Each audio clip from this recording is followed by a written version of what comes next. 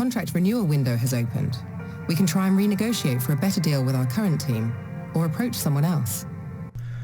Alright, so this is episode 63 of Driver Career Mode. As you just heard from Emma, we've just got to renegotiate our contract with McLaren, leading the Drivers' Championship, so therefore I think we should be entitled for a pay rise, an overdue one as well. Cannot be serious! Let's have another go at getting a pay rise from McLaren. I mean, what are they thinking of? Oh. Negotiations with us. Third time lucky, we'll go for a lower demand, and they have finally accepted $1 million less than what we had initially, which is annoying. That doesn't mean we can't do anything with the PERT fund anyway, but we have a new teammate. Daniel Ricciardo returns to McLaren after half a season away, as Oscar Piastri has been fired by McLaren. McLaren have just ensured that it's a two-horse race for the championship.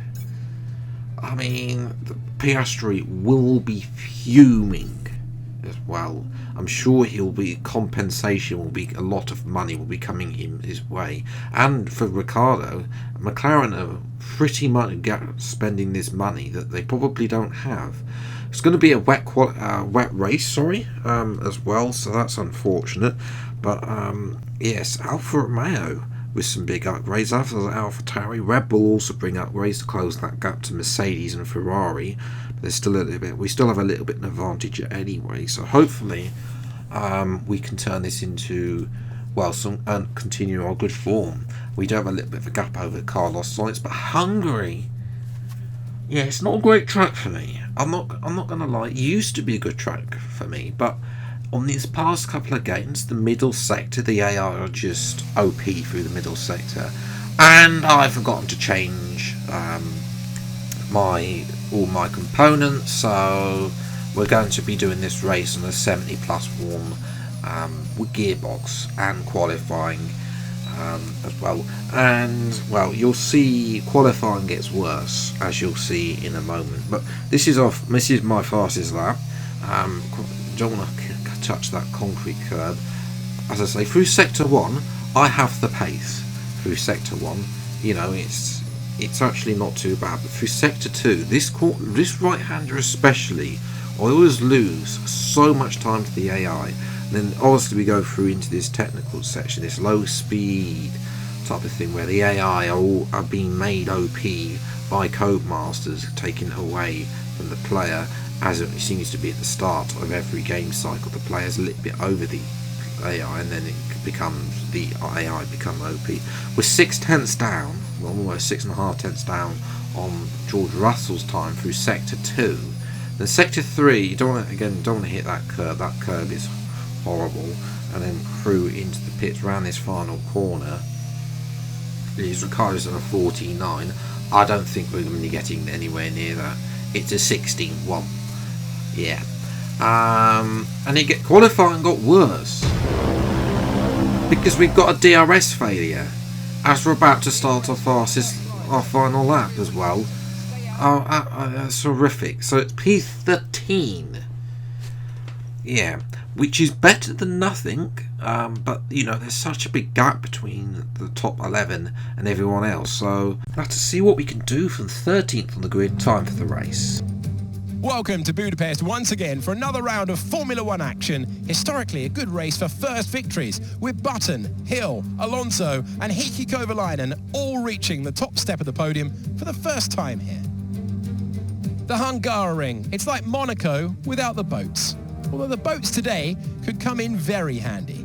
14 corners, 6 to the left and 8 to the right, and some very tricky corners to deal with.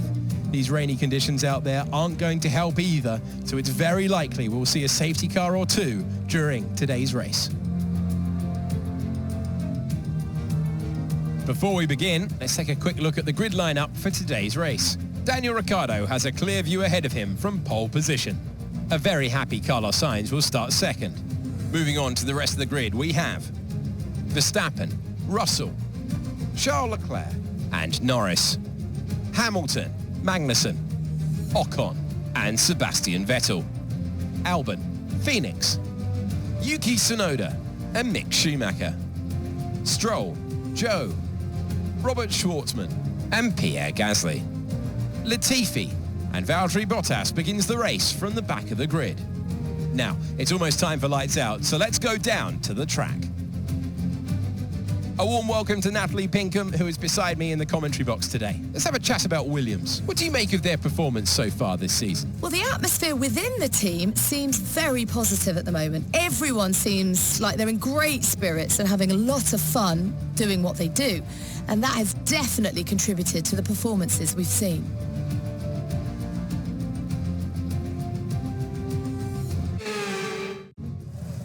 After the points finished last race, let's aim to keep that momentum going. Well, thanks to Pierre Gasly for taking a grid penalty so that we can start P12. Race strategy is a no-stop because it's into whether or not we have the wets. We'll have to wait and see with the heavy rain icon. May or may not come in before the end of the race. So far lights, the Hungarian Grand Prix, and after a bit of hold, away we go. And as usual in the rain and on this game, it's a dreadful start. It's like using a tugboat away from the fire-pit lights as well. But we are going to dart down the inside of about 4 or 5 or 6 cars there and move into the points. That was a crucial, not to get stuck behind cars, because Hungary is dreadful for overtaking as well, especially there's no DRS. We try to go around that way outside of Norris and Magnussen there. We get a good exit out of turn 3 up to turn 4 up the hill, and Magnussen's been forced up by Norris. Had a thought of Norris up the hill, but decided against it. But as I say, Magnussen got forced out by Norris there, and we're able to make the position up as we go up the hill. And Magnussen defending there from the Williams Porsche that loses out to Vettel as he dart down the inside now. Lando Norris up to P6, so this is good moves, especially if our gearbox starts to play up as well, which fingers crossed it doesn't, but we'll have to wait and see. Meanwhile, far away, Daniel Ricciardo is absolutely controlling this race. Verstappen is in second, but he's starting to fall back from him as we've lost a gear. We've lost second gear now. You can see it's hovering between first and third. That's not great. Hopefully we don't use any more gears. Hopefully we can get second back as well. That would be great. And actually, in fact, we do get second back on lap 5, but the damage has been done because you can see Russell's now 5.5 seconds up the road. So it's not been great. Second is a crucial gear around here, really, but we have been able to keep it. Now we've got second back. Hopefully it's not a gear that we don't lose again.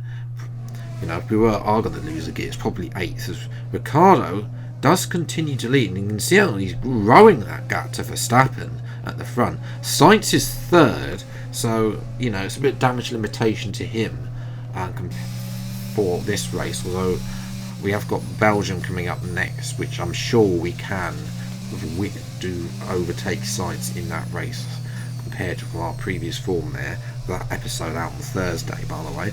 But yes, as we jump to lap 15, I'm not going to lie, nothing happened. No overtakes. It was a typical wet Hungarian Grand Prix race in the F1 game, not like real life, and nothing happened. As you saw there, Lando Norris had a little go at me, but he was he was like trying to dive bomb and then just got caught up on the curve there slightly and lost traction. It's just going to allow me to escape again. We did have good pace over Norris though. We were escaping as we're watching Yuki Tsunoda, the lead Porsche Williams. Tsunoda was having a good race, but is out of the race with an engine failure. So that's a bit unfortunate there.